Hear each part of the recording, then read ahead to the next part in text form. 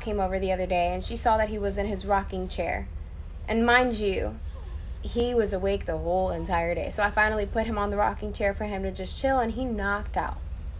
Which is awesome for me. I was able to start taking care of things in the house, cleaning the house, cooking for my husband and for all of us. She comes in and she's like, oh my God, what is he doing there? You're going to mess up his growth. I'm like, he's fine. He doesn't go in there that often. And when he's there, he's fine. He's positioned well. No, you're messing up his neck. He can't even hold up his neck. I'm like, he's not even 3 months old yet. He's going to get there on his own time. You need to take care of him better. Do not tell me how to take care of my child. Get out, like now. Okay, so part 2. So we're driving as fast as we could. My mom was literally telling me that she was telling her all kinds of shit that I was doing, that I was controlling Mitchell, that she should control me. And my mom was not having it. My mom told her to get the fuck out, to not talk bad about me because I'm her daughter. So as soon as my mom told her to get the fuck out, that we were on our way, they fucking left so quick. But I was already on my way. I was fucking pissed. I was ready to fight this. So we ended up going to her auntie's house, and they never showed up. So my husband got on the phone with them, and they were literally telling him that I was the fucking devil, that he married a snake, that I was a slut, and that I was controlling, and that I beat him. Let me remind you that my husband is 6 feet, and I am 4'11". Nobody controls my husband. He has fucking hairs in his balls. He makes his own decisions. He's grown now. The next day, they called us saying that Mitchell stole his mom's credit card when we haven't seen him in forever. On today's episode of Things My Mother-in-Law Has Done. That was weird. So, we were going out of town and we asked his mom if she could watch the house. And one of the rooms we left locked and kept the key because he was growing plants. So we get back after like a week or so, and the first day we get back, she pulls him aside and she talks to him about the plants. And then he tells me about it, and I said, so you're telling me that she found a way to unlock the door and snoop in the house, and she snooped through our stuff? Like, why does she need to go upstairs? And he was like, yeah, that's my mom. That's what she does. She like snoops in the house. So you want to know what I did the next time she watched the house? I grabbed all the toys that me and her son use, and I put them all over my closet. All over, just out and open. You're welcome. Have you ever been so furious that you just start crying because you literally just want to beat someone's ass, but you can't? Bro. She has the audacity to disrespect my mother too, bro. She said, I don't need to make appointments when I come to see my son. She told me to my face, she got close to my face and said, it's taking everything for me not to hit you. I was like praying to God, Lord, please let this woman hit me, please, please, please, please, please. But she didn't. She started calling me all these names in the book. I walk out, she was crying to my husband about God knows what, talking shit about me. My husband's like telling her, you just came here to start problems. That's all you came here to do is start problems. She's like, man, there's just so much to explain, bro. I'm gonna have to like explain this in like other TikToks. I know I shouldn't, but I have to.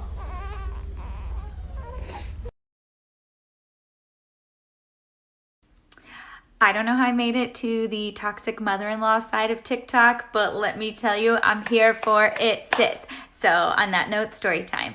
Put a finger down if you and your husband got married and he's in the Navy, so you moved to California with your son, who he has since taken as his own baby and adopted and loved and supports.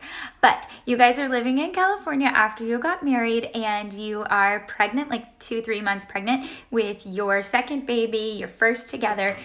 And your mother-in-law sends a Valentine's Day card addressed to only your husband. And the card that she bought says, I hope you find love and happiness. And it's signed, Love, Mom. I hope that you find love. And you're married and pregnant. Just me? Okay. Well, that's on toxic mother-in-laws. And there's lots more where that came from if this takes off. Dear mother-in-law, I don't need you to tell me how to raise my children. Because I live with one of yours, and he needs a lot of work. So to all of us who have absolute horrible mother-in-laws, mine just came over. Guess what she said to me? Wow, estás bien gorda. I had a baby less than 2 months ago, and I look good. Now, what's your excuse? So I actually have a story for this. My mother-in-law came over one day with his sister, because it's only his mom and his sister that are here from Venezuela. Everyone else is over there. So he just has his mom and his sister here. So one day I was cooking, and then I'm like, what is going on? I hear some sniffling and crying outside, but I can't I can't hear what the words were.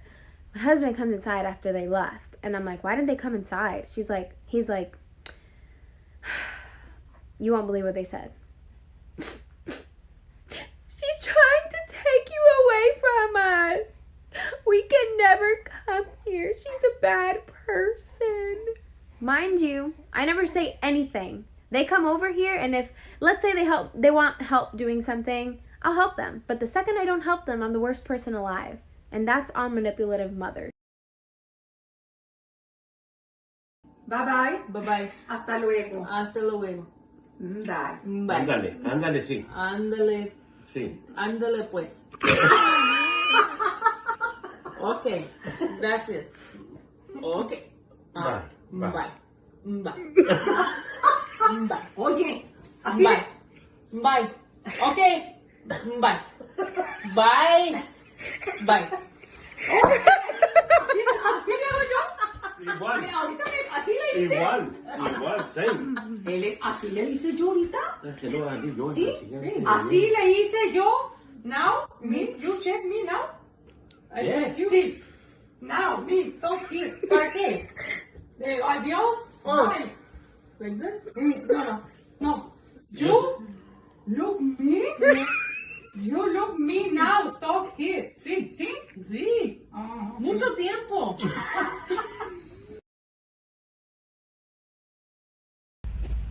Well, see, that's the thing. This is my relationship with my husband, not yours. Secondly, my husband is aware that for 7 years I have been dealing with nothing but torture and mistreatment and disrespect from his mother. And I've eaten it. I've taken it. I have allowed her to do so much. And now I'm finally standing my ground. I have a backbone, and I say things to her, and she is aware. And she still continues. So, and he's stepped in, and he's stuck up for me. And like I said, he is 100% aware that I post this in public, and he is 100% okay with it. Our situation might be different than something that you are going through or that another person might be going through, but I don't expect for you to understand that. It's my business. I can say what I want on social media. But thank you so much for your input once again. Really. I appreciate it so much. Story time. So the other day I was completely asleep and the baby was sleeping as well. Mind you, we were both sleeping because he had just had his first bottle of the day and he wanted to take a nap. So we were both sleeping and she's over here knocking on the door, ringing the doorbell. And she called me 8 times. 8 freaking times. Now my husband wasn't home, so I didn't answer. And I didn't answer the phone calls either. So pretty much she didn't come inside. And that was the actual day that my husband had to put her in her place because she started calling him and saying all this crap about me. But listen. I'm not home. I'm just not home. You know, I'm unavailable at the moment. You have to go visit some of your friends or something because I'm unavailable. Unless your son is home, mark me as unavailable. Okay? Okay! Oh, baby girl, listen. One thing I always tell myself, I chose to marry my husband because I love him. I did not choose his family. I chose him, not his family. Him, not his family. Sometimes we don't choose what our in-laws are going to be like or what his family is going to be like or how they're going to act or how they're going to be. But all that's important is that we chose to be with them, for them, not for their family. My advice to you is stand your ground, always, always stand your ground. And on top of that, make sure your husband or spouse or whoever you're with, make sure that they're on the same page as you and that they stick up for you, because my husband didn't stick up for me until, 6.5 years later? Yikes. It happens. Stay strong. You got this, girl. Since we all love my mother-in-law story times, how about I start telling you about my mother-in-law's mother, Mick's grandmother. And most people might say, oh, an innocent old grandmother.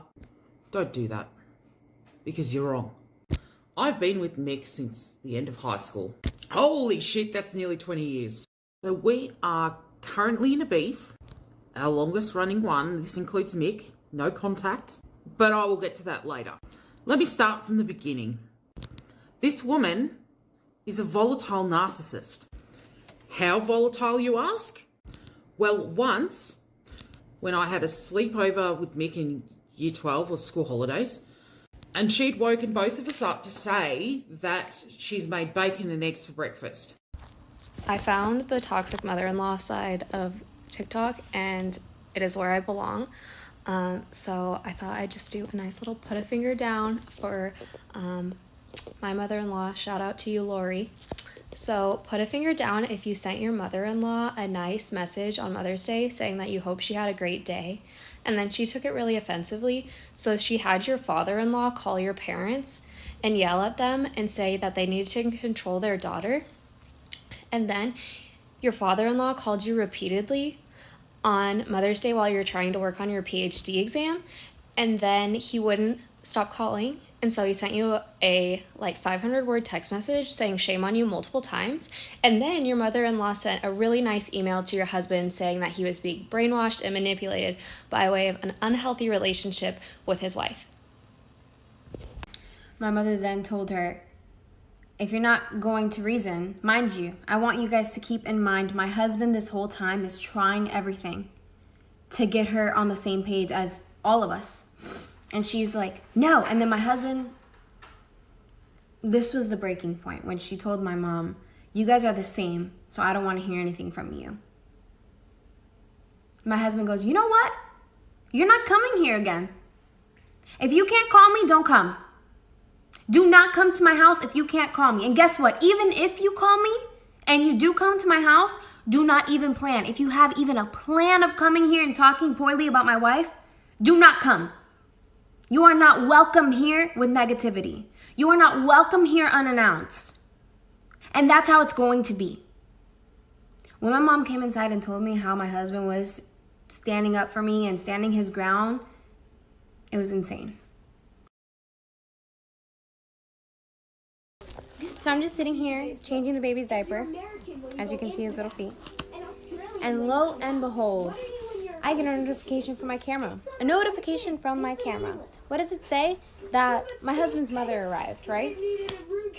Did she call? No. Did she just show up because she felt like it? Yeah. Well, guess what? Today's the day you guys are going to actually see her.